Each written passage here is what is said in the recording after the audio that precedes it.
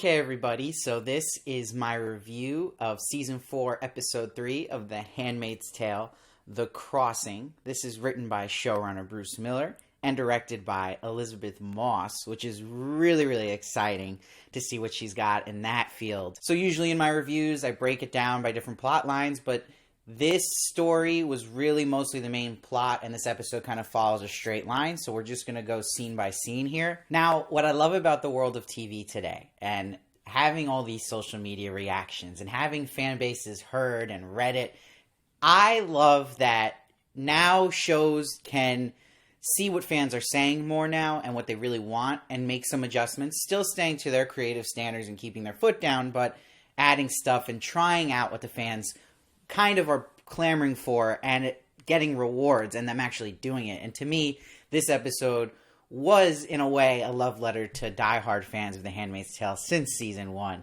And the reason I say that is because it's kind of what I've been praising the show for originally, and I thought it got lost in Season 3, where it's sticking to the core of what we loved about Season 1 and stuff they set up in Season 1. And this season already, and in particular this episode, really feels like they listened to fans who wanted to come back to our roots here. And I'm saying that because it was Nick missing last season, right? That was a big thing fans didn't like. But him coming back to the fold is really important in this particular episode because he's so integral to June's character. And because we're seeing this show mostly through June's point of view and June's R connection, him, in a sense, then, is integral to us when reviewing this show. And this episode is plotted brilliantly. And the reason I'm saying that is because everything here has a purpose, but also that when Nick says to June, if you don't tell me where they are, I can't help you. Please let me help you. This is one of the first lines of the episode Nick says to June, talking about the handmaids that are on the run. And it brilliantly sets up what's going to happen this episode, and Nick's motivations and June's motivations. And June right now, it plays like a horror film, like most of the season has, and this show needs to be put in the genre of horror as well now, like officially. But it also plays a lot like something you'd see in a war film, and we're in a war now, right? So June is that soldier that isn't going to ever give up her people here. She's too honorable. She's always for the right cause. But it brilliantly has a justified reason and what would actually make June break, and we would believe, and that's Hannah. And that we get this reveal that Nick is the one behind this Hannah plan to get June to break, and that he's doing it because he loves June and he wants June to stay alive. Now, what I did like too is Aunt Lydia was brought right away into the fold here. She had very important scenes, very important character building, and I also like they introduce this new villain, the lieutenant. And what's great about the lieutenant already, he's worse than anyone you've ever seen, and that's important when you introduce a new villain in any show. You want to keep topping the past villain by making them more insane and crazy. And this dude is just weird, and I love how weird he is.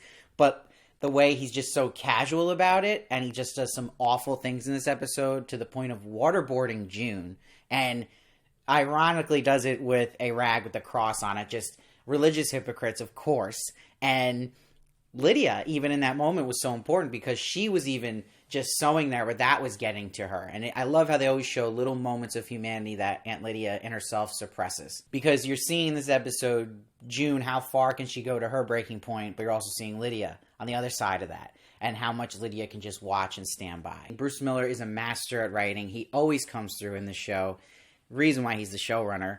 And he had a lot of great payoffs writing-wise, and that comes to June having this moment with Lydia and calling her out for things being her fault and letting her girls, trying to hit her weak spots, that she failed them and that she let them get raped, humiliated, and saying it's her fault. But that will come back around because Lydia, once she gets the win here, will say to June that this is all her fault. And she kind of throws it back at her, which I thought was really interesting, which we'll get to. But I will say, I loved the directing of Elisabeth Moss in this episode. She really does a lot of handheld camera work, but she also likes her close-ups, which maybe would have been a little bit overused in other episodes, but I think it really worked here.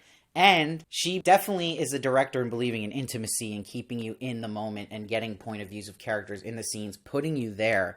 And she also has a lot of horror influence. Obviously, she's been in some horror films and recently in Invisible Man, and you could see she's inspired by a lot of that. It felt like you're watching a Saw movie or Hostel, and I love that she had these dark red corridors and also the flickering effect she had in the elevator. And we even see her in a crate, straight out of a horror movie here. So you can tell she's very into that kind of genre. But the one critique I will give of blocking, which I thought was strange, was actually in this scene with Lydia and June, because when she's calling Lydia out for all this stuff she's done, it's just awkward. Like, Lydia's leaving the room, and then she's like, sit down, you miserable beast, and she, like, awkwardly goes to the door, comes back, then awkwardly puts June back in her chair. The whole thing felt a little off, but that was, like, one of the small critiques I had of the whole episode, but not many. But thank God we didn't have to watch her fingernail get pulled by the lieutenant here. That was, like, I just closed my eyes. I was like, I can't even... I like gore, and I like Saw movies, but that would be way too much, and she avoids it by doing her lie here about where the handmaids are, and she'll have to pay consequences for that, which we'll get to. But I do want to shift gears for a second to where it cuts to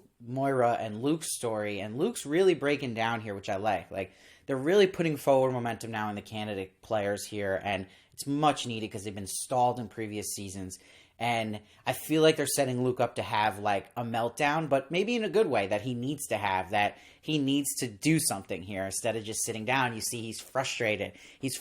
They're just saying prayers, but June, he learns, is in prison. So I like that they had this whole good luck bearing that fruit that he wants, and he's just trying for anything at this point, a little faith he has, and that was planted by the government woman earlier in the episode about that she would do that. So I think Luke has a little bit of a fire coming under him now, and that it's desperately needed. And it's going to be interesting to see what happens with Luke, but I have good vibes. I feel like they're going the right way with his character. I feel like this whole episode was forward momentum because it was so focused on the main plot, which I really appreciated. It didn't feel that stretch we felt in season 3. Now, what really hit me was when we get this amazing rooftop sequence where it's pouring rain, and really June's got to face now what she has to deal with that's just horrible, which is seeing Beth and Sienna from last season, who lived with her, on the roof now. And what I felt watching this episode was, it was like a tour for June, through June's eyes and the audience's eyes, for us,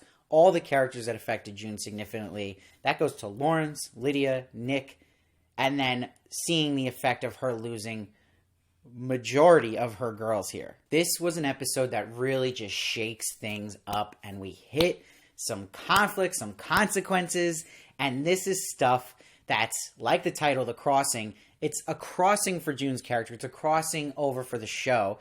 And we see, literally, it's the crossing at the end of the episode with the train tracks and June crossing over. It's really one of the best things you can do in a season 4 of a show. In a lot of shows, season 4 is when shows really drop off. It's kind of like the consensus here that most shows that go on for a while, season 4 is when you start to see a quality decline. But I'm just so impressed how good this still is in a season 4, and that it's actually going up from the past season to me. And you see, I love they let Beth say, don't tell them a word. It kind of, she's giving June a clear conscience here about what's happening. Like, no, I'm with you here. We're not saying shit. And you just see the lieutenant just pushes her. Like, that's how cruel this guy is, but he, again, just does it so casual. He's a very interesting villain already. It's actually interesting to watch. But you could see this was tougher on June with Sienna, who's younger here. She's got a more innocent vibe. She's not just vocally saying, like Beth was, like, yeah, don't say anything, we're doing this. So it's really conflicting for June. But you understand that where June is, like, why would she change right now? Like, she's gone this far doing stuff like this. This is war, right? Rules change.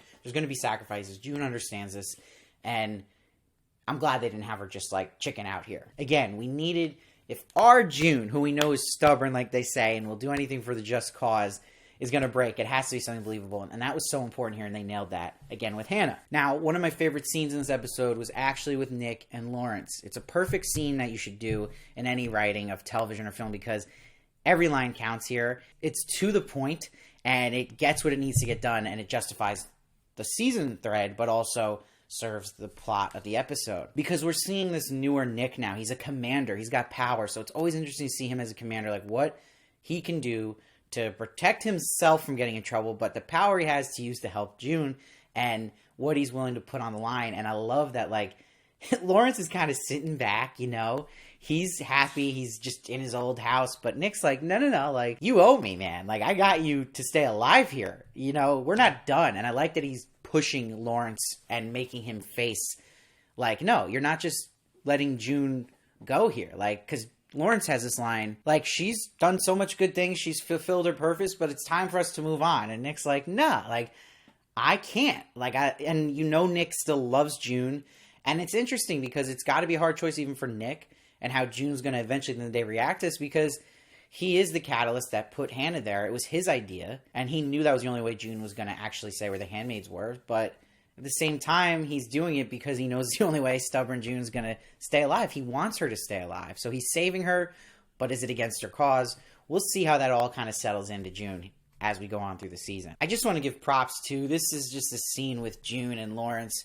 The acting here, they're always great, these two actors, but this was just special. When there's scenes like that, and they're both giving it all, and I was just blown away, because the way they're talking about Hannah, and then June not really believing him, and that she thinks he might be bluffing, it was just incredible, the back and forth, and that Lawrence is just this character you like, and then you don't like, and that he's kind of a chicken at the end of the day, too, and he's like, I'm at the end of the rope here, I can't do much, but she's kind of calling him out. I just love how that all set up to the scene with her seeing Hannah and actually realizing, no, he wasn't kidding, Hannah's there. And props to the production design in this episode, especially in the scene with Hannah in the cube. I love just the rooms they're in this show. That room in general, when you first see it, it just has this green lit walls that are pretty cool, and I know this must have been hard because this was filmed really in the height of COVID times, and they're getting just creative and where this underground layer they're in for Gilead. So I just think it was just really interesting to see. But what really works, and I think where the episode started getting really good, was when she sees Hannah, because like I was talking about at the beginning of my review of going back to season 1 and what we love about this show, we know June's main motivation, everything she does is really about Hannah at the end of the day and protecting Hannah and getting Hannah out of there. And having her face Hannah again is significant. And you see it's significant because Hannah is older now. So that's also going to affect June in seeing that.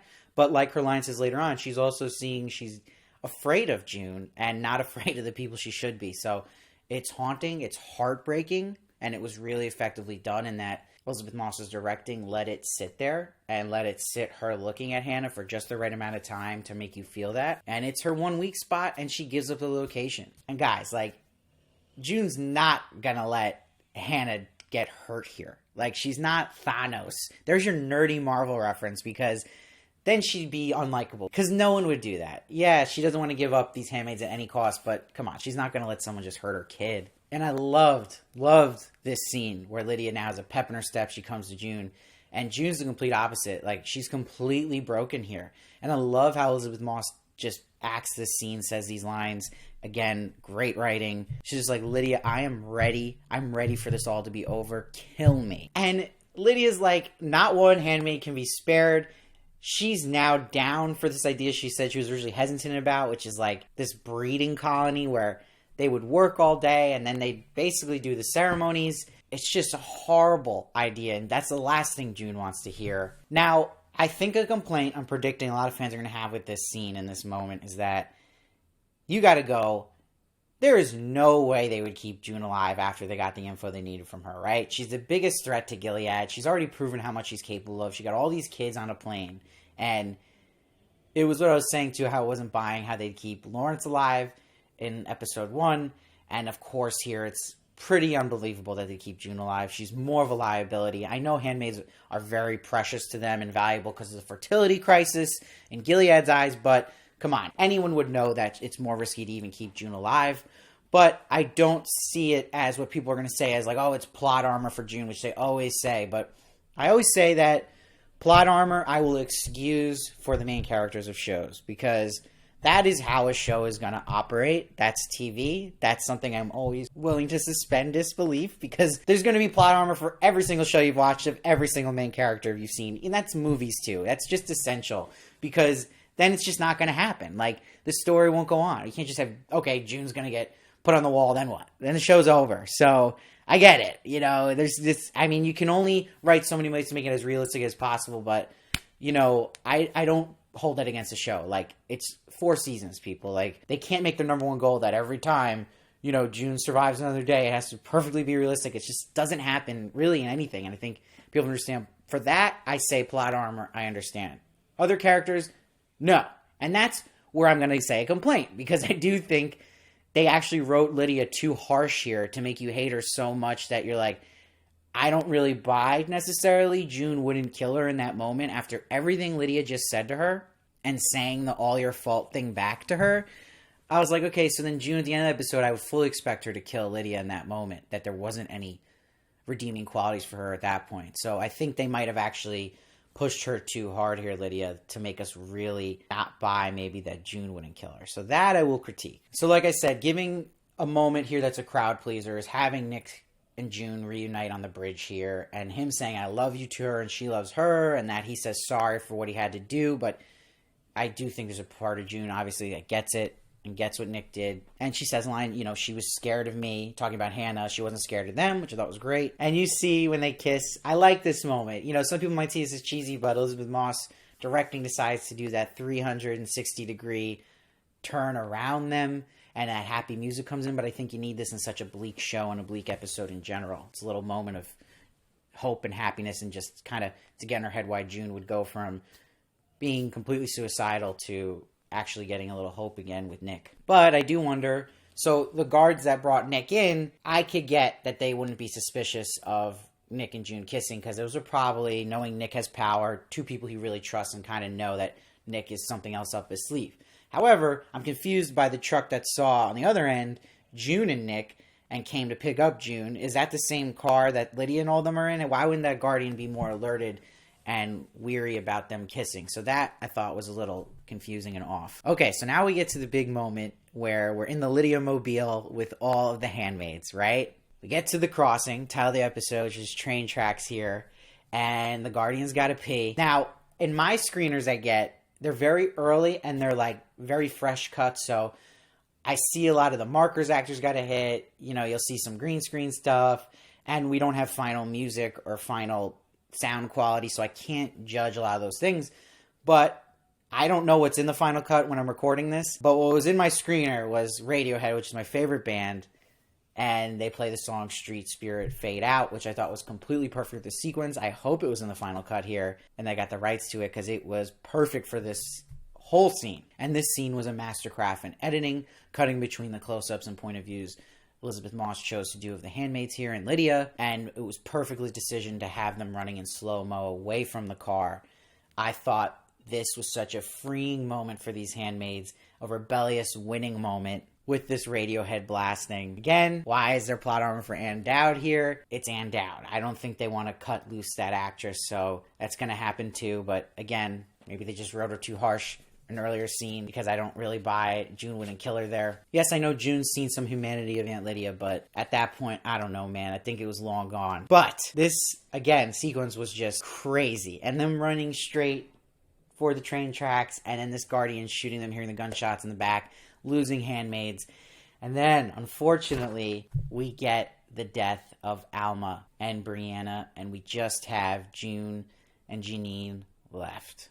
Wow. Now, if you know my reviews and if you've seen my interviews, I'm a huge fan of Alma, not just the character, but the actress, Nina Kiri. So this was really hard for me. It was hard for me that this decision was made. It was past just the show for me. So I got very emotional. Of course, I cried. And I think this was one of the most spiritual show moments for me. And I mean by that is, you've been with these handmaids. These are the OG handmaids, right? From the beginning. And that's why I thought what really landed was them doing this sequence that's like this heavenly sequence, right? Where they're all in white and they're in the beds holding hands, and you get the narration of June. And that magical handmaid score kicks in with the violins that always bring the tears, and with that overhead shot above them. And it was so rewarding to me, and it meant so much, because I'm talking about why I opened this review saying how it goes back to season 1. This is the OG stuff, right? This is the crossing for the show too. It's like kind of kissing goodbye to it too, and that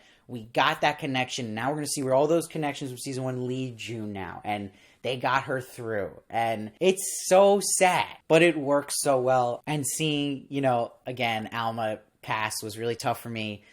I interviewed her all about this, so you can check that interview now. She's an awesome person. She did interview with me when I was literally nobody, and she still did the interview, so that just tells you her character. So please check that out. She's going to talk all about this send-off for her and what she thought. You'll see that link below. But what I love about this episode, like I said, is that it's like just a tour for June. It's a tour for us, the Handmaids fans, since the beginning. And you're seeing all these characters that have affected her for good and for bad that she's revisiting here.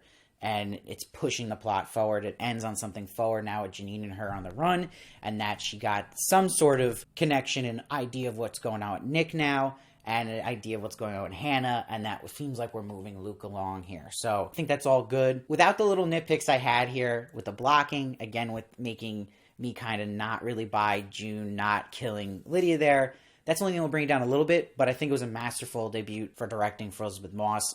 Again, great writing for Bruce Miller as always, great production design, great editing, a great episode 3. I mean, we're already here, so we're not getting that stretching feeling we felt in season 2 and 3 a lot of. It's just like feeling like season 1 again, where everything's counting here, moving the plot forward. I hope it keeps up, because a lot of shows recently in general, they usually release the first 3 episodes, and the third episode is usually amazing like this, but then it kind of peaks. I hope this doesn't peak and it just keeps it up. I have faith, though. The Handmaid's Tale team is one of the best, and just in general, we've seen where we've gone. How many shows right now are still so good in a season 4? So props to The Handmaid's Tale. I'm going to give this episode a 9.6. I really wanted to give it a 10, but again, I can't ignore some of those nitpicks I have, and that questionable thing, too, about that Van seeing them and how he'd be okay with Nick and June kissing. But overall, I'm really excited about where this is going to go. This was an awesome episode. It's going to be tough to top this season, and I'm excited to see more of Elisabeth Moss's work as a director. And I'm excited to see the reaction to this episode. I think it's going to be interesting if it is hitting for people like it did for me, or if it's not. I love to hear it all, so let me know down below. I read every comment. I try to respond as many as I can. Please check out all the interviews I've done with the Handmaid's Tale team. There's a bunch of new ones. You're going to want to watch them. They're linked below. And please, if you like what I do here, I ask for a $2 monthly donation. It will help me do this full time one day and make more videos for you guys. There's a PayPal link for that down below. And you can also subscribe to the channel in general. That helps me in so many ways as well. And that's completely free. I'd love if you do that. Praise be. And I'll see you next time.